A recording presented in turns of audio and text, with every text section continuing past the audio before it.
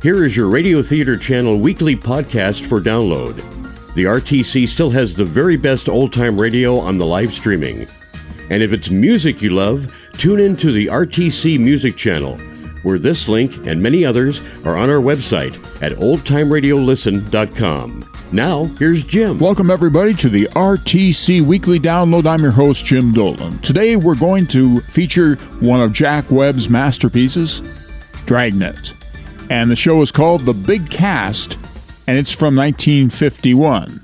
Following that, it's the Dennis Day Show. Those of you who have listened to the Jack Benny Show know that his kid singer, Dennis Day, is a bit of a comedian, and he will prove it today on his own program from 1947. Right now, here's Dragnet from July 2nd, 1951. Liggett & Myers, makers of Fatima cigarettes, is proud to bring you its prize-winning radio program, winner of the Motion Picture Herald Fame Award. The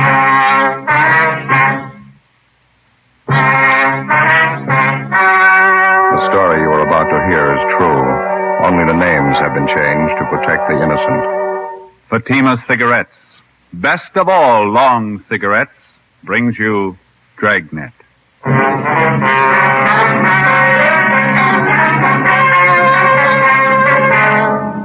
You're a detective sergeant. You're assigned to homicide detail. 12 men drop completely from sight over a short period of time. There's evidence of foul play. 4 months pass. You finally locate the leading suspect in the case. Your job? Pick him up. You'll be amazed when you compare Fatima with other long cigarettes. You'll find they now cost the same. But in Fatima, the difference is quality. You see, Fatima is the quality king-size cigarette because it contains the finest Turkish and domestic tobaccos superbly blended. And Fatima is extra mild, with a much different, much better flavor and aroma than any other long cigarette. So compare Fatima yourself.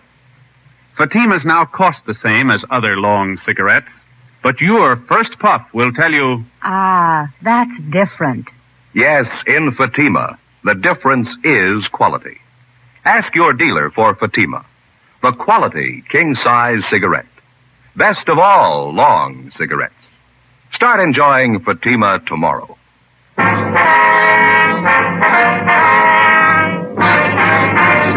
Dragnet, the documented drama of an actual crime. For the next 30 minutes, in cooperation with the Los Angeles Police Department, you will travel step by step on the side of the law through an actual case transcribed from official police files. From beginning to end, from crime to punishment, Dragnet is the story of your police force in action. It was Wednesday, October the 6th. It was sultry in Los Angeles.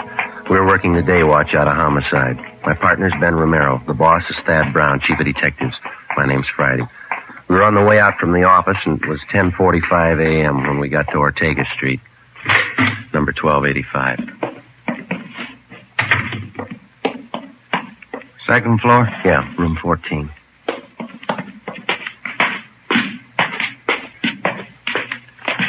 They all smell the same, don't they? What's that? Room and housing. Oh, yeah. No, these are the odd numbers here. Must be down that way, huh? Yeah, here it is. 14. Yeah. Just a minute.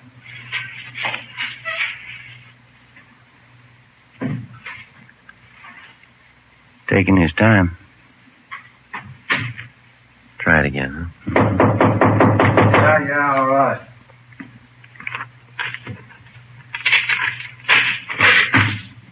Yeah? Police officers. Your name Henry Ross? Get out of here. Get out. All right, come on.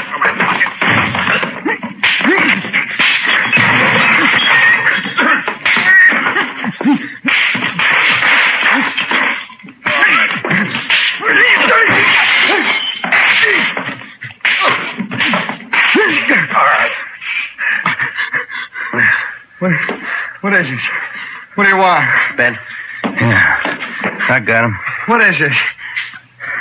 You guys really cops? All right, come on, get up. No fooling. No fooling. You really cops? I thought you were faking. We showed you our identification at the door. I thought you were faking. That's the truth.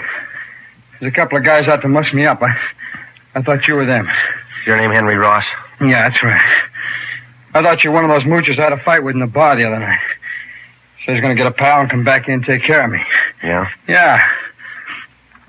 I got no reason to fight with cops. I didn't do my room any good. Landlady's sure going to scream. All right, come on. You want to finish up dressing? I want to talk to you downtown. What's it about, officer? Missing person. We'll brief you when we get downtown. Well, that's all right with me. Could you take these handcuffs off, please? It's kind of hard dressing with them. All you have to do is put your shoes on. You can make out. All right. I don't know why you had to slap handcuffs on me. I didn't know you were cops. You mind if we check through your things, Rolf? Huh? Why? You mind? Oh, go ahead if you want. I got nothing to hide. You know, if you'd spoke up at the door, that wouldn't have been a fight. I thought you were that mooch in a bar and his friend. I thought you were looking for trouble. You about ready to go? Yeah, I'd like to brush my teeth, though, if you don't mind. I got a real mouthful of cotton this morning. All right, where do you keep your toothbrush? It's over here. I'll get it. No, I'll get it. Never mind. Get here? Yeah, first shelf. It's in the glass. Yeah, Don't you trust me? Here you go. Want some toothpaste? Yeah. All right. There you are. Turn on the water tap, huh? Hey. Nothing, Joe. It's pretty clean. Of course I'm clean. What'd you expect? Anybody could have made the mistake. I didn't know you were cops. Henry Ellsworth Ross. Is that your full name? Yeah, that's right. I hardly ever use the Ellsworth, though. It's a real lousy name, huh? Well, what's the fitch on all this, officer? We told you, missing person. Want to talk to you about it. I don't think I can help you. Nobody I know is missing. How about Paul Davis? Davis? Yeah, I know Davis. I don't know if his name is Paul, though. Been gone a long time, huh, Miss Davis? Yeah, that's right. Something wrong, you think? We figure murder. After going over his room thoroughly, we took Henry Ellsworth Ross back to the city hall to the interrogation room. He was a slightly built man, dark hair, brown eyes, swarthy complexion. He was a longshoreman by trade. Among his friends and acquaintances, he was known as a heavy drinker and a man with a violent temper. Ben and I questioned him for a half an hour and got nowhere. He sat across the table, relaxed, scraping at a thick callus on his hand with his fingernail. I'll tell you the truth. I just don't know what you're getting at. I think I know a guy named Davis, and that's about as far as it goes. Sure that's all you got to tell us? Of course I'm sure. Now, look, I got a right to call a lawyer if you're going to sit there and throw a lot of charges at me.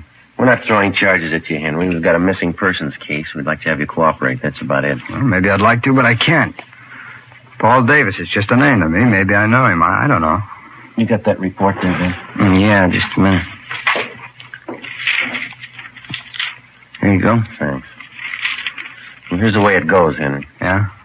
According to his wife, Paul Davis left Los Angeles by auto a little over 4 months ago. He was driving up to Oakdale, California to take a job with a dairy company up there.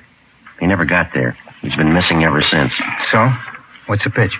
All we've been able to find is Davis's car, the 36 Ford Coupe, 7 Tom 792. It was sold a month ago up in Lodi, California. But Davis didn't sell it. A man by the name of Carter signed the pink slip at the time of the sale. Henry Carter. Sorry. Don't mean anything to me. Well, this Carter made it look like Paul Davis had signed the Ford over to him. We checked it out. Davis's signature was Ford's. That's so? It's supposed to have something to do with me? Did you ever use the name Henry Carter? Of course not. Ross. That's the only name I go by. Never had your name changed? No. Never used an alias? I told you, no. I wonder if you'd mind taking a look at this. Here you go, this here. Oh, what's this got to do with me? The pink slip to Paul Davis' car.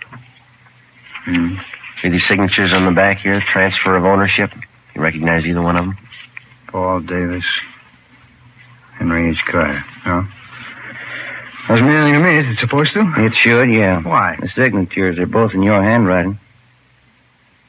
How about it, Henry? About what? I don't even know what you're talking about. You're trying to give me the treatment? What's this all about? We're trying to locate Paul Davis. I'm not even sure I know the guy. I think you better level, Henry. Our handwriting man checked both the signatures. It's your writing. Well, then maybe you better get a new handwriting man. I never saw that slip. I never wrote those signatures. Anybody can copy handwriting. Well, I got something else for you, Ross. I'd like to have you check it over, see if you can identify it. What is it? It's a letter. Want to take a look here? That mean anything to you? No, nothing. I hope you're not going to tell me this is my handwriting. That's what the report said. Oh, it's crazy. I never wrote like that in my life. All the writing characteristics match up, same as the signatures on the pink slip. All right, maybe they are the same. I didn't write either one. I never wrote like that in my life. Here, let me show you how I No, write. that's all right, Henry. Ben, you want to pull the package from R&I? Yeah, okay. I don't savvy one bit of this, Sergeant. How about laying it out for me? Huh? You can see the name at the bottom of the letter. It's signed Henry Carter, same as the pink slip. Well, that doesn't mean anything to me. Well, this letter was sent to the wife of Paul Davis about 9 weeks ago, and it says here that Davis supposedly was too busy to write his wife, so he had this Henry Carter send a letter. He also writes in here that Davis sold his car to Carter. Somebody trying to cover up, huh? Yeah, we think so. We think it's Henry Carter. This Davis guy, he's been gone about 4 months? That's right. You said you thought Davis was murdered. How come? Just an idea. Hmm. 8 men had disappeared from around here in the last 14 months, just like Davis. 6 more up in the San Joaquin Valley the same way.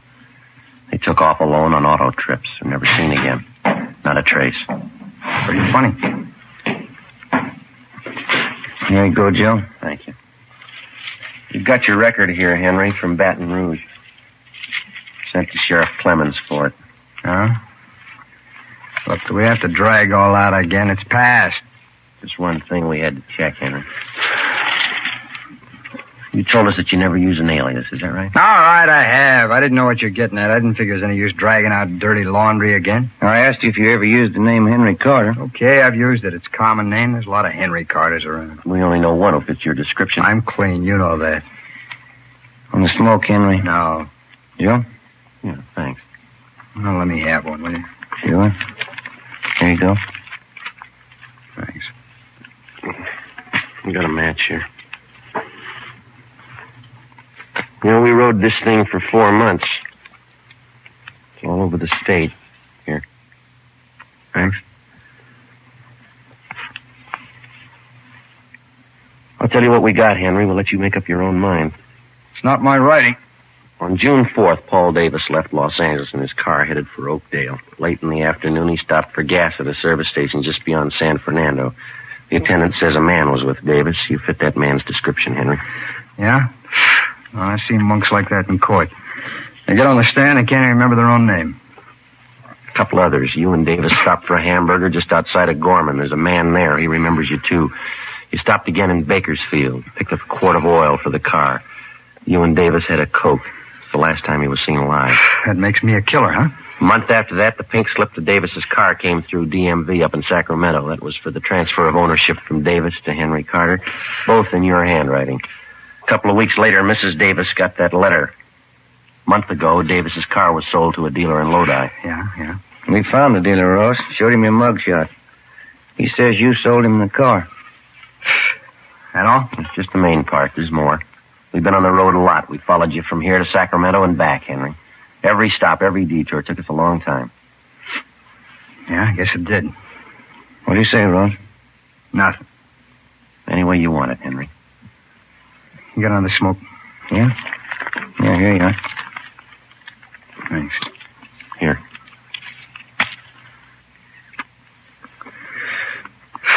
Yeah. I guess you worked hard on it, huh? All over the state.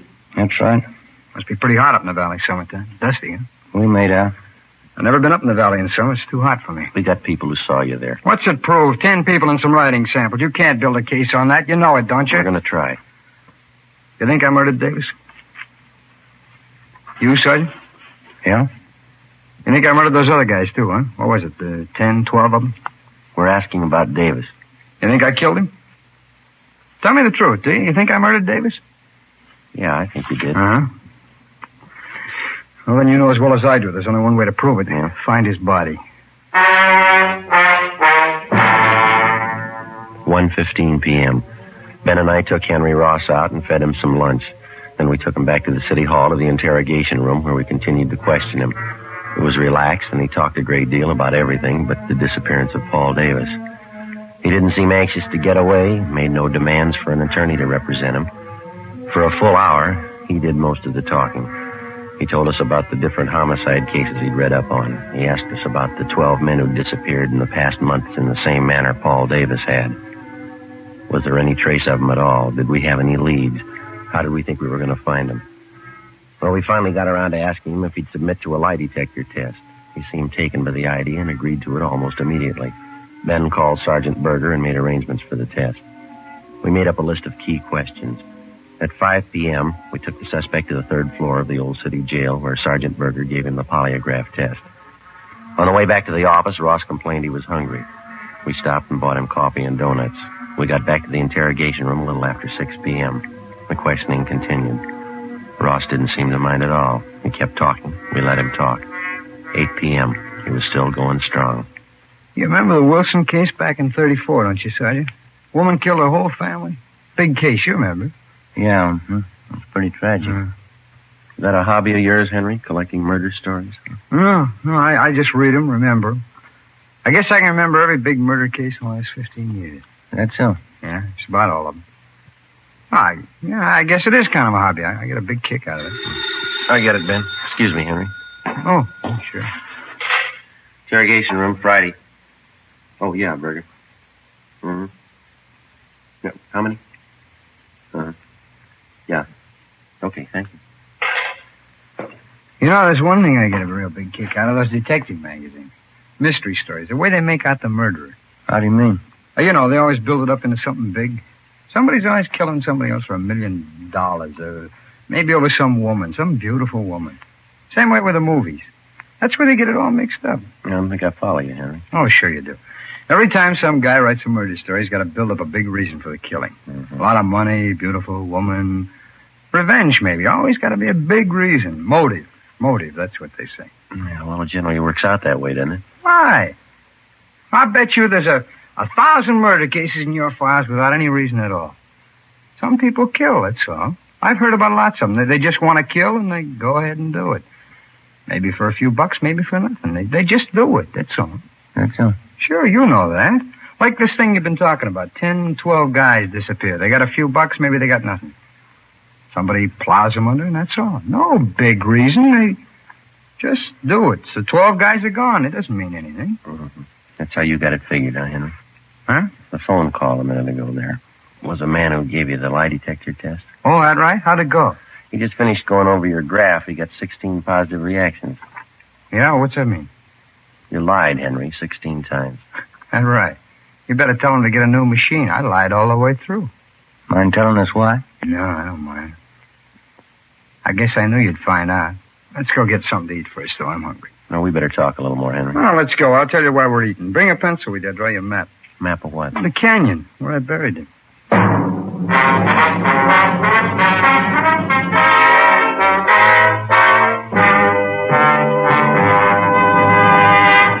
You are listening to Dragnet for the step-by-step solution to tonight's authentic case history. Here, step by step, are the actual reasons why Fatima is the quality king-size cigarette. Why in Fatima, the difference is quality. Quality of tobaccos.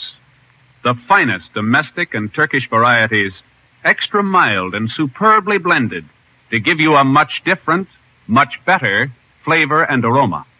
Quality of manufacture. Smooth, round, perfect cigarettes. Rolled in the finest paper money can buy. Manufactured in the newest and most modern of all cigarette factories.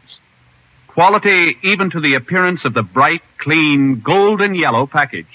Carefully wrapped and sealed to bring you Fatima's rich, fresh, extra mild flavor.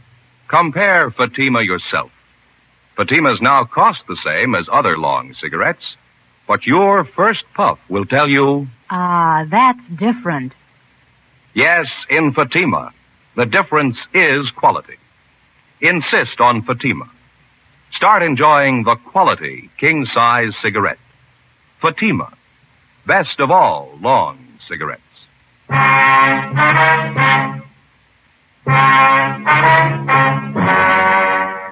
Wednesday 9:55 p.m. Ben and I took Henry Ross across the street, bought him a Coke at Mac's place, and we took him next door to the Melbourne cafeteria. It was almost closing time. Ross got himself a cottage cheese and pineapple salad, bacon and liver with onions, rye bread, banana pie, and coffee. Ben had a hot beef sandwich, mashed potatoes, and coffee. I had the same. At the back of the cafeteria, one of the busboys was mopping the tile floor. It was a strong smell of disinfectant. How about that table over there, Sergeant? That all right with you? Yeah, it's okay. Doesn't make any difference. It's fine. Yeah.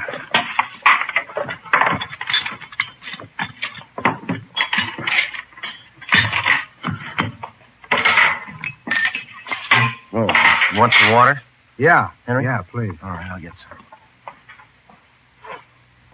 Oh, boy, living onions. That sure smells great, huh? Yeah. I can't take those onions so well. They repeat on me. Not me. I can eat anything. Salt and pepper? Yeah, thanks. Boy, I'm sure hungry. I haven't eaten much today. Did you get a sandwich made with rye bread? Graham bread. Oh, you should have gotten the rye. Real German rye bread. Here. Smell that. Real nice and fresh. Here you go. Ben? Hello, thanks. Oh, thank you. You know, all that talk really sharpened up my appetite. Boy, this food tastes good. Mm-hmm. Sugar, Joe? Yeah, thanks. We brought a pencil along, Henry. You want us to start taking notes? As good a time as any, I guess. You know, the whole thing just comes right back to what I was trying to tell you there in the office. Yeah, what's that? Well, you know, all about those phony mystery stories. Oh, yeah. Every time there's trouble, there's a big reason behind it. It's phony, that's all. Yeah? Sure, this Paul Davis, for instance. I guess I knew you'd find me out. I knew this morning when you picked me up. You had it figured. Must have been a big job, huh? Finding me? Mm-hmm. Pretty big, Henry, you know. A lot of mileage. How'd it happen? Well, there again. Just like I was saying. There's no big reason behind it. I needed a few bucks, and this Davis came along. I guess he was it. All right, pass me a ketchup, will you? Oh, yeah. Here you are. I'll get the lid off there. There you go. Thanks.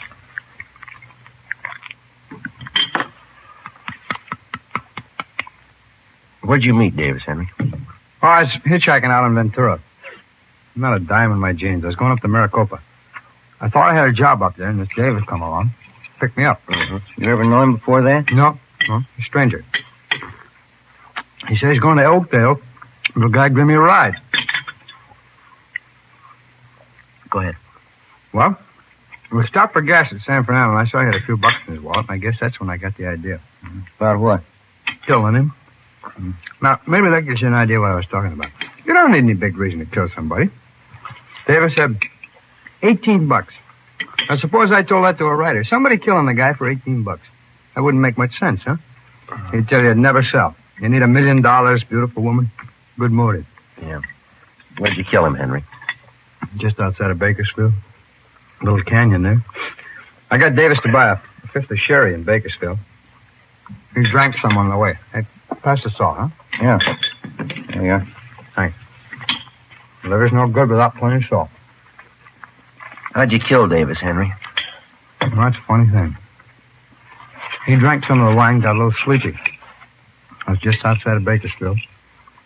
Dark by that time. I spotted this little canyon. I figured it's as good a place as any. Well? So I guess him pull off to a side road and had a few more drinks. I spotted this little shack out there in the middle of nowhere. Exactly where was this, Henry? Well, I can show you. It's maybe 2 miles north of Bakersfield. We got to the shack, finished the wine, and went to sleep. Both of you? Mm-hmm. And that's where the funny part comes in. I guess I killed Davis, all right. But I didn't mean it. Oh, brother, get a whiff of that, huh? Why do these monks have to mop up while people are eating? They'll be through in a minute, Henry. Fine. How'd you mean, Henry, you didn't mean to kill him? You already told us you had the idea. Well, sure I had the idea. Let me explain, huh? We both went to sleep in the shack, Davis and me. Guess that must have been, about 9 o'clock at night. I don't know what it was. Maybe the wine, I guess, but I started having nightmares. Yeah, now maybe this part sounds like a story, but it's the truth. I had all these dreams. I woke up, but they're still there. What was that? Faces. faces. That's all I could see. It was full of faces. I guess I was really still asleep. Yeah, go ahead. Oh, I picked up a 2x4 and started swinging at them in the faces. Funny thing, too, I knew every one of these faces. How do you mean? People I killed. There are only a dozen of them, really, but it seemed like there were 100 of them all around in the air. Well, I grabbed that 2x4 and I started swinging. I was cold and sweating all at the same time, and I kept on swinging. And I saw Davis's face, and I swung hard, kept swinging. Didn't even make a sound. His eyes closed, kept on swinging at his head. Well, I come to, there he was, lying on the floor. Seemed to take those other faces away. They didn't bother me after I killed Davis. What'd you do with him, Henry? Oh, pulled him outside the shack, dug a hole and buried him. Burned his clothes, took his car and money, and drove off. I'll show you if you like where I buried him, I mean. How about these other men, Ross? These faces you saw. Oh. What if I get a little more coffee? Huh? It's all gone. I'll get it. Joe? No, thanks. None for me. What about it, Ross? The other men? Well, I don't recall them too well. It's what you said in the office. 10 or 12 of them. A couple in Sacramento, the others down through the valley. Like I say, there was no big reason for killing them. It just happened that way, that's all. What'd you do with them, you remember? Generally, yeah. There's one of them that stands out. Guy by the name of Slattery, some kind of salesman, a real crybaby. Where'd this happen? No, he picked me up in his car outside of Chowchilla. It's nighttime. He must be feeling pretty good. I made him stop on a side road. I hit him with a piece of angle iron. He cried like a baby. Buried him in a field there. It is one of the faces that I saw. That's funny, huh? It shows you how psychology works, huh? Yeah, what'd you do with his car, Slattery's, I mean? Drove it down to Mexico and sold it there. I guess that's what I should have done with Davis's gun. Oh, here you go. Oh, thanks. These killings of yours, you got any more you want to tell us about? Well, I told you already. 10 or 12 of them. They're pretty much the same. When was the first one? Oh, maybe 18 months, 2 years ago. The first one wasn't any harder than the last. It's just like I was telling you before. Yeah. Everybody builds up murder. It's supposed to be a big thing, hard to do, all those phony stories. I'd just hit a guy a couple of times or something. That'd be it, a real small thing. Didn't change me any. That's why I say it's all built up. You ever been treated for any mental sickness, Ross? No, why? You ever been examined by a psychiatrist? No. After you killed these men, did it bother you at all? I just that wondering. Time I was with Davis. That's about it. Sure, good meal, Sergeant. Thanks. Yeah, okay. You ready, Ben? Let's go. We go back upstairs, huh? Yeah. You want to give us a statement? All right. I had an idea you'd find me. I guess I always knew that you'd find me. Well, let's go, Henry. Guess I proved my point anyway, huh? It's all build up. Huh? Murder. Killing somebody. Those phony stories. It's all build up. It's cheap. No, you got it wrong, Henry. Huh? Wait till they read you the bill. The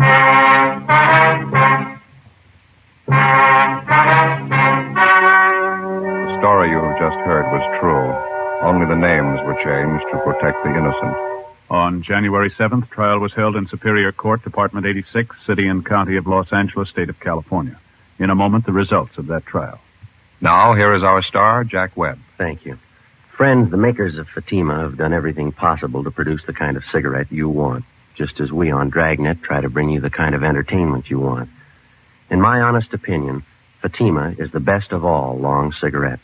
But frankly, my opinion doesn't count because Fatimas must please you. That's why I suggest you buy a pack of Fatimas tomorrow, so you can prove to yourself that Fatimas are extra mild, with a rich, better flavor and aroma. You'll find Fatima now costs the same as other long cigarettes. And I'm convinced that you'll discover what I did.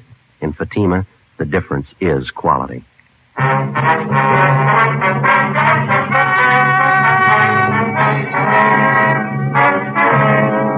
Henry Ellsworth Ross was tried and found guilty on 2 counts of murder in the first degree and received the death sentence.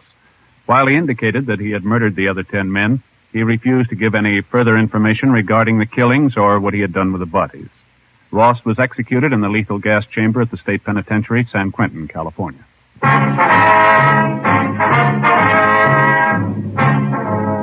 You have just heard Dragnet, a series of authentic cases from official files. Technical advice comes from the Office of Chief of Police W.H. Parker, Los Angeles Police Department.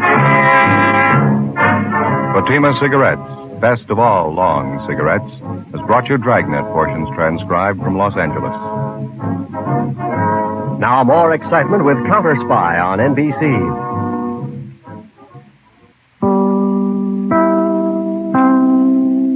Now let's drop in for a few minutes with Bob and Ray. Questions again from the folks here in the studio with us. Questions about the Bob and Ray show. I have one. I think also that it would be nice that... I have a question. We recognize you, so go ahead. My name is Ray Golding. So that's a coincidence. No, come on. It is. We want your right name. That's my right name. And we want your affiliation. For instance, if we call upon you, sir, you would stand up and say, I'm Frank McGee, NBC News. I'm Ray Golding, Finley Quality Network. Now... And I just wanted to know, can I leave before the broadcast is over, or are we locked in? We're not locking the studio. The only thing is that we would ask that you stay until the program is over. Out of courtesy, huh? Right. If you would, okay. If not... you can sit down, sir. Right, let me see if I can do any better with someone. You told me, sir, you had an interesting question before we went on the air. Would you stand, identify yourself, your affiliation, and then give us the question? Frank McGee, NBC News, New York. I'd like to ask this question. Is Mary Magoon really like the way she acts on the show? In other words, is she really like that in real life? I don't know how you could possibly think that she isn't. All of our staff, of course, is just like a big family. Frank? There's no sham attached to any of these wonderful people. She's just as sweet and has the same quick smile and generosity that she displays on the air, off the air. If you met her down in the lobby or anywhere in a restaurant, she would be as warm and vivacious as she appears here on our show. I think, Bob, also, and this would be of interest to you, Frank, that she is a wonderful conversationalist. She has a fund of knowledge, and she's witty about it. You could talk to Mary for hours and hours, and let me assure you, never be bored. There's nothing phony about her. There's no false veneer that she puts forth just for radio. Plenty of heartache in her life, and has gone on the air with serious problems, and yet nobody has ever known it. No, I can never remember her saying a harsh word to anybody or raising her voice, as a matter of fact. Never. Bob and myself, yes, we have from time to time blown up on the air. But as far as Mary Magoon goes, well... There is nothing F-O-N-Y, phony. P-H-O-N-Y. Oh, about Mary. So we have that tape, John, just to prove this. Somebody, we didn't have time to do it ourselves, but I think Webley Webster made a tape in the lounge before we went on the air. I'm all set to play the tape that shows how Mary is as sweet and as even-tempered as you gentlemen say. And she didn't know this was being recorded, right? She did not. It was taped this morning. Good. Well, would you play that, please, for us? Blue! What? Blue! What's the matter, Mary? It's the third time I've asked you to get your overtime slip. Well, you don't have to yell at me for it. I'll get the overtime slip. Well, if you'd listened the first time around, another thing, I lay hear off the thing the the first phone. time around, and so does everybody else around here. I'm sick and tired of you using the phone here for private business. You dry up. Quiet, Tex. Quiet, will you, gang? I'm trying to read here. I got a book to go off the air. I've got a dry up, Winston. You're a pest. You're all... Get out. Everybody out. Stay out. Come back tomorrow. We couldn't hear that tape here in the studio, but I'm sure it does answer your question, Frank. And Why don't I think you come back afterwards, Frank, and we'll play it for you. Now it's time for Dennis Day, and Dennis runs for mayor from September 3rd, 1947.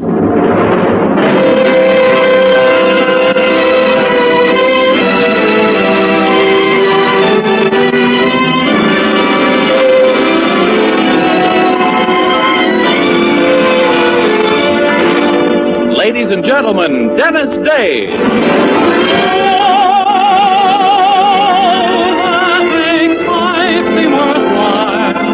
Dwells in your arms, and the spell of your smile. Dennis Day is brought to you by Colgate Dental Cream and Luster Cream Shampoo. Colgate Dental Cream to clean your breath while you clean your teeth. Luster Cream, the cream shampoo for true hair loveliness.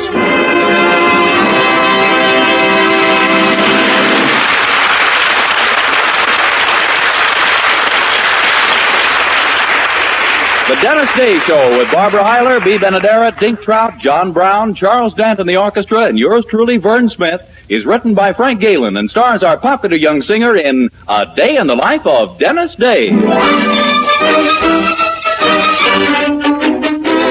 Here's Dennis to sing The Old Chaperone. A handsome young man met a pretty young maid andando in old Barcelona. Andando means walking, and he had an old chaperone, a crone. Yes, she had an old chaperone. Maria, the girl, noticed Pedro, the boy, a-winking right there in the calle. Now, calle means street, and no one can make love in the street with an old chaperone, a crone. No, not with an old chaperone. The old chaperone was her tia, and tia means auntie in Spain. She may have an aunt to Maria, but to Pedro she was a big pain. So Pedro just smiled at Maria, the maid, as the aunties they sparkle and show home. The aunties means teeth, and that's just where he'd like to have kicked the old chaperone, the crone, the bothersome old chaperone. Why don't you go away, said the old chaperone. You're fluttering like a paloma. Now Paloma's a bird, and that's just what he gave her. And then he cried in an anguished tone, I hate you, you old chaperone. And then came the day of fiesta. Fiesta! Fiesta! The people all roared. Olé! It sounded so much like siesta. The auntie just stayed home and snored. While auntie was dreaming, the lovers were beaming. They danced and they sang in the plaza. Now plaza means square, but nobody there was as square as the old chaperone. For she left the two lovers alone. They respectfully thanked the old crone. They said, gracias, old chaperone. Olé!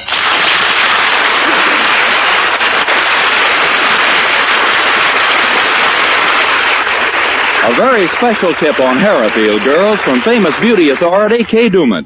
Lovely hair shining with natural highlights and shadows, sparkling with silken softness, inviting with clean fragrance. That's the natural hair appeal that men prefer. And now such natural hair appeal can be yours with one touch of magic, Luster Cream Shampoo. Not a soap, not a liquid, Luster Cream Shampoo is an amazing new dainty cream that whips up like magic in hard or soft water into a mild, gentle lather that sweeps dullness away. Out of her wealth of cosmetic lore, Kay Dumet blended gentle lanolin with special secret ingredients to achieve this delightful new cream that leaves your hair so easy to manage, so soft and shining with the natural appeal that men love. Ask for the economical dollar jar of Luster Cream Shampoo at your cosmetic counter. Also 30-cent and 55-cent sizes. Discover the secret that women and girls of all ages are learning everywhere. There's a world of glamour in each dainty jar of Luster Cream, the cream shampoo for true hair loveliness.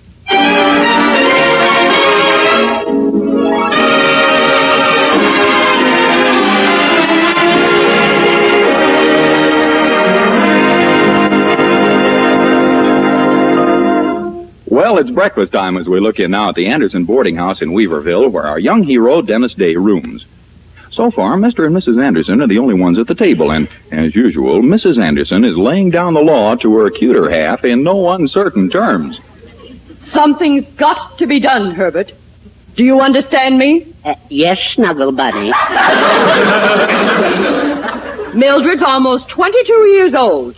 She should have been married long ago, like every other girl in this town. But she's practically engaged, Poopsie. And I'm sure that the very day Dennis is making enough money to support a wife. Dennis? Yes, I can picture it now. How happy Mildred will be as they wheel her to the altar. Now, it may not take as long as you think. Didn't Mr. Willoughby promise to give Dennis a raise as soon as he becomes a help in the business? Exactly. You see how hopeless it is? Well, the boy just hasn't found himself, that's all, Poopsie. Well, now, it's the truth. Maybe if we stopped criticizing him and helped him plan his future, he'd... Morning, Mrs. Anderson. Mr. Anderson. Is something wrong? You look kind of depressed. We were discussing you. Oh, I see. Dennis, my boy, have you ever tried to find yourself? Why, no, sir. I always know where I am. I was referring to your future, son. My future? You may as well know right now that we don't like long engagements in this family, Dennis. If you and Mildred want to be married in the near future, it's up to you to make something of yourself. Yes, ma'am. Can you suggest something I could make? No, I can't think of a single thing. We're just trying to put you on the right track, my boy. You've got confidence in yourself, haven't you? No, sir. Well, at least you can go to your boss and tell him that you've got to have a chance for advancement or else, can't you? No, sir. Dennis, where's your courage? Same place as my confidence. Oh, it's hopeless, Herbert, hopeless. Come along. Now, wait, dear. Wait nothing. There are some men in this world who are really men, who can do a man's job. There are others who are incapable of it. But, dear... I said, come along, Herbert. You still have the upstairs to clean and the ironing to do. Very well, Lotus Leaf. Morning, Mother. Daddy. Good morning, Mildred. Dear. Come along, Herbert. Were you and the folks having a talk, Dennis? Yeah. Your mother has finally come to the conclusion that I couldn't possibly be a success at anything I tried. Why, where on earth did you get such a crazy idea? I think it was from observing me constantly at close range. Well, of all the nonsense. Don't you believe it, Dennis? They've said things like that about all great men. Honest? Of course. They said Thomas Edison would never amount to anything, didn't they? Then one day he invented the electric light. You can do the same thing. Wouldn't it be kind of silly when you can buy them so cheap?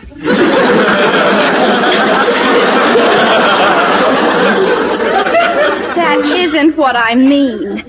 All you need is a little nerve. Like going to your boss, Mr. Willoughby, and telling him off good. Oh, golly, Mildred. Dennis, say if you don't find the courage to do it this very day, I'll never speak to you again. Mildred, you don't mean that. I certainly do. Well, I'll try. But don't be surprised if I come home tonight and hand you a book on sign language.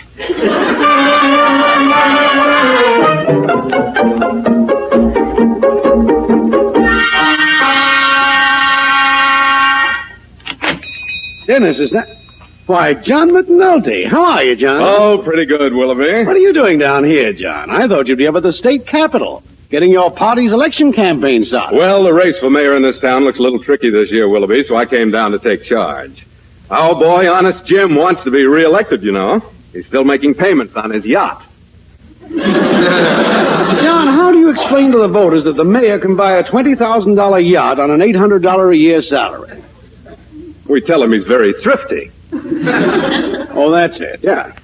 But you see, there's two strong parties this year. The Free Independent Citizens Liberty Party, that's us crooks, and the Reform Party. Uh-huh. The Reform Parties come out for lower taxes, better roads, higher pay for teachers, that sort of thing. Radicals, huh? Yeah. Our boy, Honest Jim, may have a little trouble this year. Personally, I'd like to chuck the whole thing up and retire to my toll bridge. But it's for the good of the party. Well, you might be able to beat the Reform Party if you could split their vote. Split their vote? How? By running an independent candidate. A dummy. He'll take votes away from the Reform Party, and Honest Jim will walk in on your machine vote. Say, that's great. Oh, but where could we find a guy stupid enough to run for us?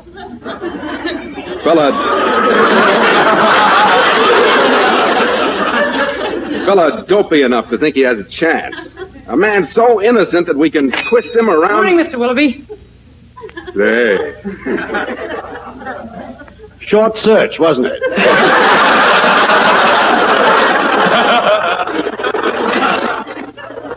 I beg your pardon, gentlemen? No, it's no good, Willoughby. I'm afraid he won't do. Oh, now, wait. You said you needed a man with certain qualifications. Well, Dennis That's here... obvious, but there's a point where even the voters will draw the line. I beg your pardon, gentlemen? He could be built up with publicity, couldn't he?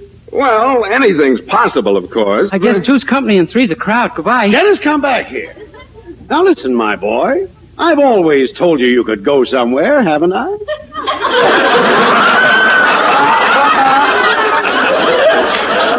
Well, never in such a quiet voice before. Well, my boy, I've got a proposition that's going to floor you. How would you like to be the mayor of Weaverville? Mr. Willoughby, have you been browsing around among the medicinal alcohol again? Dennis, I'm serious. Quick, how many fingers am I holding up? You stop that. McNulty, your troubles are over. This is your candidate for mayor right here. I think you're right, Willoughby. Gosh, they're both loaded. Now, let's look at this boy and see what he's got for politics. Well, he's a war veteran, honest as the day is long, not a black mark on his record. That doesn't mean a thing, Willoughby. He sings and plays the banjo. Now we're getting somewhere.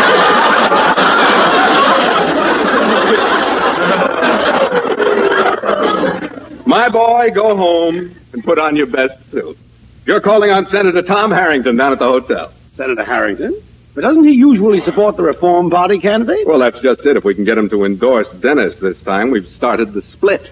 But if we want him to endorse Dennis, isn't it dangerous to let him see Dennis? All Dennis has to do is agree with everything the senator says. The senator will love him. I see. All right, Dennis, get going. Gee, you're serious about this, then? You really want me to run for mayor? Of course we do, my boy. Gosh, Mr. Willoughby, this is the happiest day of my whole life. And if I'm elected, I promise you'll never regret it. I promise I'll make Weaverville a town to be proud of. I promise I'll... Gee, isn't it wonderful? I sound like a candidate already.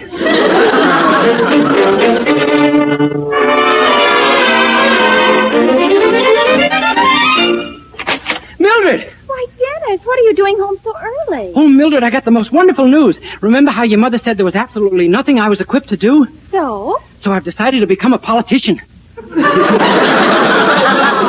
politician? Yeah, I'm running for mayor. Mayor? Dennis, have you gone crazy? How could you possibly... Dennis! Oh, so you don't believe me, Mildred? Well, here's my campaign manager, Mr. Willoughby. Dennis, you didn't take that seriously about running for mayor, did you? Don't you know who that man was in my store? Boss McNulty. Boss McNulty? Why, he's the crookedest politician in the state. Sure. I thought up that scheme to run those thieves out of town. Huh? McNulty doesn't want you to become mayor, Dennis. He's got his own candidate. Honest Jim Doan. Well, that's a fine thing. And I was supposed to see this Senator Harrington this afternoon and get his endorsement. Well, I won't go. Oh, yes, you will. We've changed my mind. I don't get it either. Don't you see? If Dennis insults this senator and ridicules all his policies, he'll come out for the reform candidate, the man McNulty's really afraid of. Gosh, Mildred, I gotta hand it to you. That head of yours is so heavy with brains, it's a wonder you can keep your neck up. Oh, thank you, Dennis. Mildred's right, Dennis. McNulty is beaten if you can get the senator really mad at you. You think you can? Are you kidding? People get mad at me when I'm not trying. When I am, I'll be sheer murder.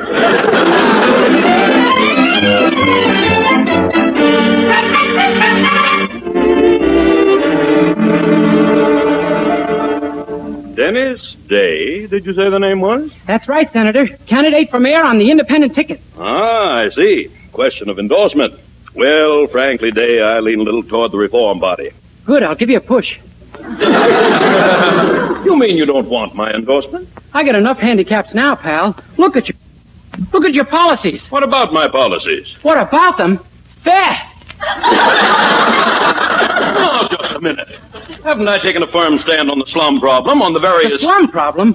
What have you done about it? You've been in office 6 years and you haven't put up a single slum. Now, see here. And aren't you the author of a bill to help juvenile delinquency? I am. How about that? Don't you think it's growing fast enough without any help from you? Now, you listen here. Policies. Fair. Is that all? Are you through? It all depends. What do you think of me? Well, you're certainly outspoken. As a matter of fact, I rather like you. Then I'm not through. You're not? No. For instance, you say you always fight for minority groups. I do? I'm laughing. I defy you to name one minority group I haven't fought for. Millionaires. Millionaires? And then you have the nerve to come out in favor of crime prevention. Why, you ought to be ashamed.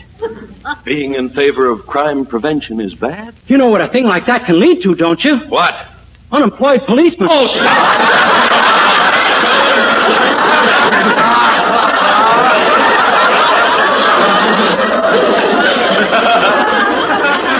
Had enough? Do you hate me? Well, no, of course not. But Then you haven't had enough.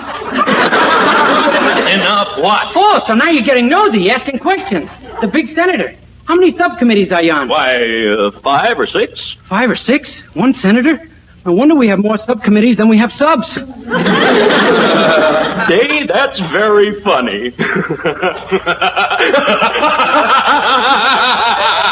Oh, it was nothing, really. Oh, you have a capital sense of humor. And to think that at first I thought you were serious.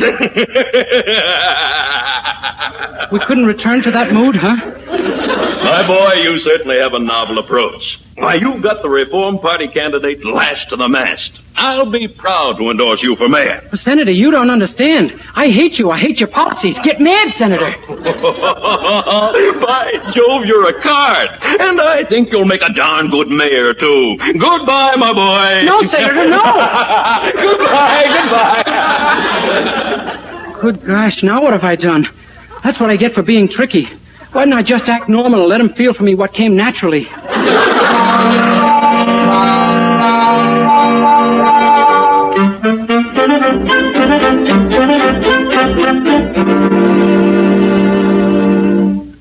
But I keep telling you I don't know where Mr. Day is. Look, lady, we go to press in an hour, and I want an interview. But it's ridiculous. Mr. Day isn't running for mayor. Don't kid me. We got the tip right from John McNulty. I can't help what, Miss... Oh, Dennis, at last, tell this man you're not running for mayor. I can't. What? We've got some pretty peculiar men running this country, Mildred. The senator likes me. Dennis, come into the den. Excuse us a minute, please, mister. Now, what is all this? Well, it's just like I said. The senator's going to endorse me. I came up with all kinds of silly ideas, but they had no effect. But how could a man like the senator fail to recognize silly ideas when he heard them? I don't know. I guess he's been in Washington too long. Oh, Dennis, this is awful. That reporter wants a story from you, and once it's in the paper, you...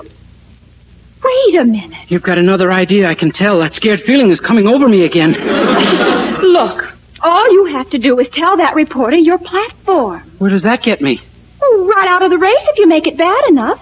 Just tell him anything you can think of that's bad government. He'll print it, and that's the end of you for mayor. Hey, maybe you're right. I'll get right to work on it. You wanted to see me, son?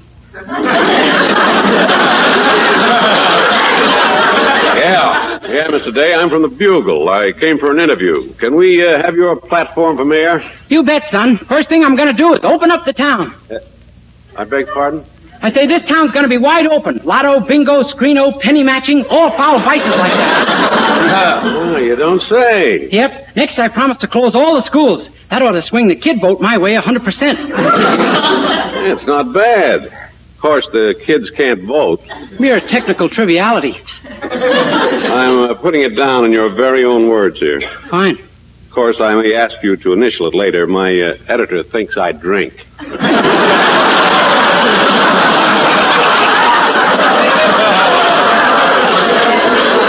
Well, if you don't, you better learn how. Know what we're going to have in all the public drinking fountains when I'm mayor? What? Bourbon. Bourbon in the drinking fountain. Sure. A lot of our brave boys missed the lush war years, didn't they? Well, we're going to have a lush peacetime. Hold the paper for me, will you? I'm starting to shake a little. Glad to, son. You know something, boy? You might be just screwy enough to get elected. Don't say that. Sure. Honest Jim and the reform candidates are, well, they're both dull as dishwater. With them cutting each other's throats, a screwball like you has a wonderful chance. Gosh, your paper isn't going to support me, is it? No, and that's another sign in your favor. Huh? Oh, sure, my paper has a perfect record. We came out against George Washington, and we've been hitting them that good ever since. Well, Mildred, I need you. I know, I heard. What am I going to do? Every time I open my mouth, the votes pour in. Dennis, I've made up my mind. There's only one solution. Yeah, I guess you're right. Come on, then. Let's go. Okay. Hey, wait a minute. What's the solution? Why, we're going to win the election, silly. Oh, I'm sorry I didn't tell you, did I? No, and I was kind of interested. Win the election? Me? Certainly. The only one who can beat you is Mr. McNulty's candidate. Mr. McNulty pulled a dirty trick on you, didn't he? Well, we'll pull a dirtier one on him. Atta girl. What do we do? Suppose we manage to get a picture of Mr. McNulty threatening you with a gun in his hand. With a gun in his hand? Yes. This is a dirty trick on Mr. McNulty?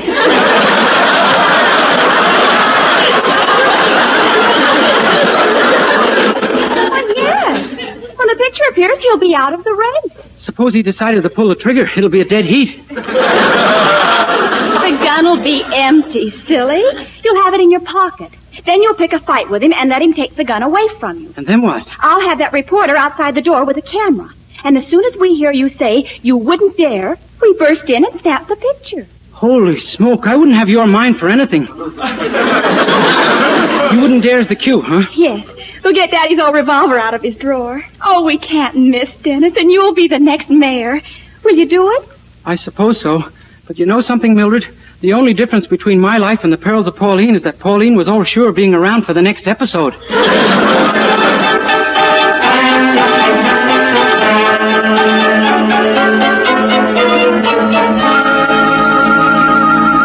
Yeah, you're right, Jim. The kid's too strong with the press and the senator behind him.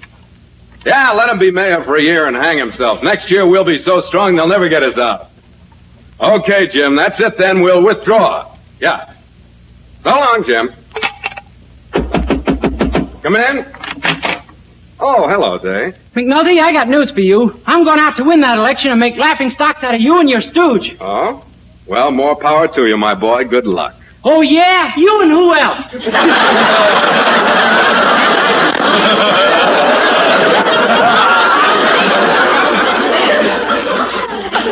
Didn't you hear me? I said, good luck, my boy. Come outside and say that. Dave, you gone crazy? Oh, you want to fight, huh? Get your hands up in front of your face and keep them there. I'm going to hit you right in the stomach. What's the matter with you? Didn't you hear what I said? I wished you all... I heard what you said, you rat. Take that, and that, and that. Take what? I don't know, but that's what they always say.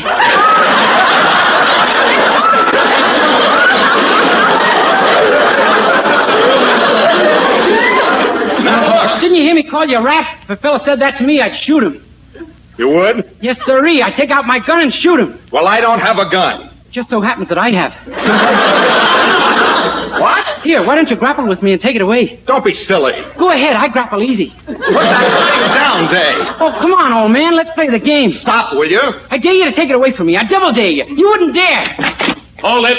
Hey, wait a minute. He's supposed to be holding the gun, not me. Oh, Dennis. Oh, boy, what a shot. Boy, candidate threatens rival political boss. Wow, thanks, pal. Wow. I didn't think you could lose this election, son, but it looks like you figured out a way. Yeah, that's me. Lucky mornings and normal afternoons. Oh, it wasn't your fault, Dennis. Well, it looks like we've got a cinch now. Our boy, Honest Jim, will walk in. Oh, yeah? Well, I'll fix him. He won't have a chance. And just how do you intend to beat him? He can't possibly win. I'm going out and campaign for him.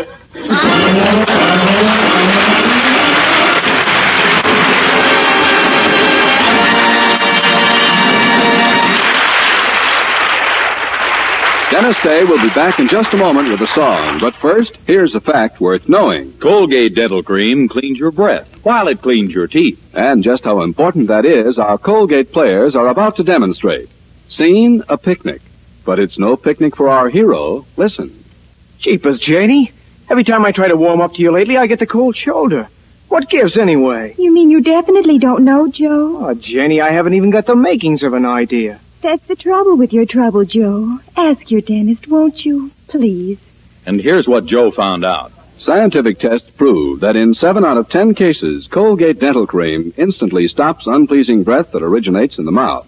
And Colgate's safe polishing agent brings out the natural sparkle of your teeth, cleans them thoroughly and safely. Yes, Colgate Dental Cream cleans your breath while it cleans your teeth. And Colgate Dental Cream is famous for its wonderful wake-up flavor, too. Nationwide tests of leading toothpastes prove that Colgate's is preferred for flavor over other brands tested. So, to clean your teeth thoroughly and safely, for a wake-up flavor everyone enjoys, use Colgate Dental Cream.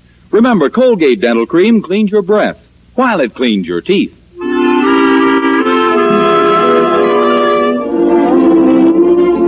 With Charles Dant and the orchestra, here's Dennis to sing That's My Desire. To spend spend one night with you in our old rendezvous and reminisce with you. That's my desire, to meet where gypsies play down in that dim cafe and dance till break of day.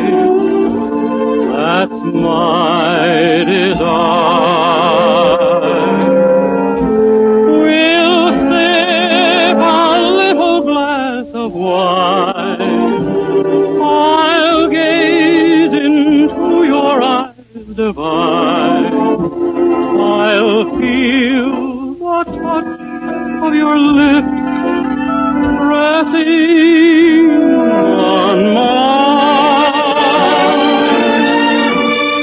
To hear you whisper low, just when it's time to go. Sherry, I love you so. That's my desire. We'll sip a little glass of wine. I'll gaze into your eyes divine. I'll feel the touch of your lips pressing on mine.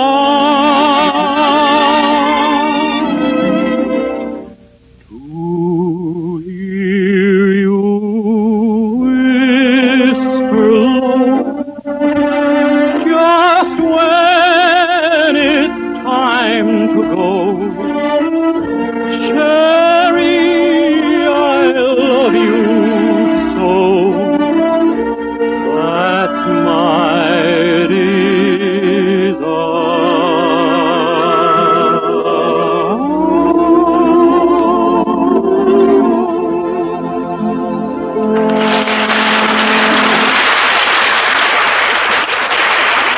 Good night, everybody.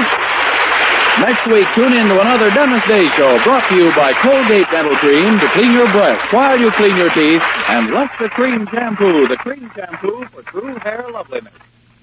Remember, doctors prove the Palmolive plan brings 2 out of 3 women lovelier complexions in 14 days. And this beauty plan with Palmolive soap was tested on women with all types of skin. Dry, oily, even skin that was not clear.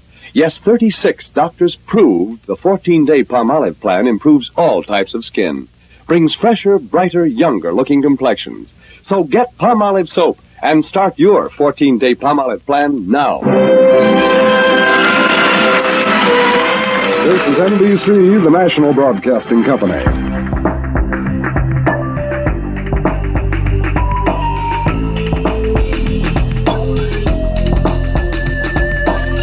That's it for this week. We'll be back next week with more old-time radio. I hope you can join us then. Till then, this is Jim Dolan thanking you for listening.